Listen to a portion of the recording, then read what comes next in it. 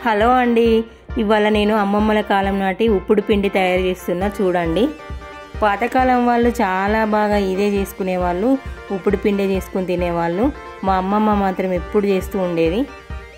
ఆ రోజులలో ఇడ్లీ వడ దోశ ఇలాంటివి ఎక్కువ లేవు కాబట్టి అందరు ఇదే చేసుకునేవాళ్ళు. ముందైతే ఒక కప్పు బియ్యం పిండి తీసుకోవాలి. ఇది కొలతలతో చేసుకుంటే కరెక్ట్గా వస్తుంది. ఆ బియ్యం పిండిలో మనకు ముద్దలు ముద్దలుగా రావద్దనుకుంటే కొంచెం ఆయిల్ కలిపి పెట్టుంచుకోవాలి. బియ్యం పిండిలో కొంచెం అంత ఆయిల్ వేసుకొని అయితే కడాయి పెట్టి అందులో కొంచెం నెయ్యి వేసుకుంటే టేస్ట్ ఇంకా బాగా వస్తుంది.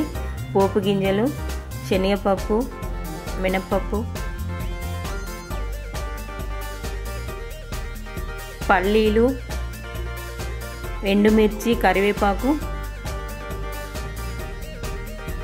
దీంతోపాటు పచ్చిమిర్చి, ఉల్లిగడ్డలు అయితే కాస్త ఎక్కువ వేసుకోవాలి. ఒక కప్పు వేస్తున్నా నేనైతే. ఉల్లిగడ్డలు ఎక్కువ వేసుకుంటే చాలా టేస్టీగా ఉంటుంది.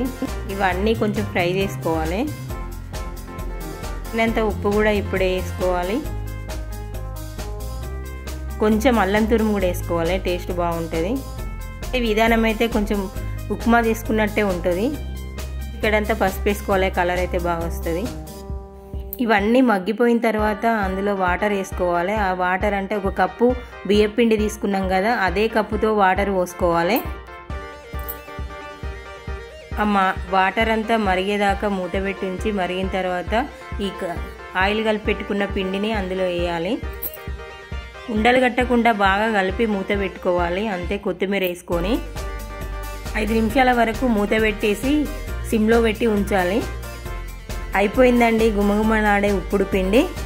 అబ్బా, ఈ స్మెల్ చూస్తేనే నాకైతే పాత రోజులు గుర్తొచ్చినాయండి. చాలా చాలా టేస్టీగా వచ్చింది.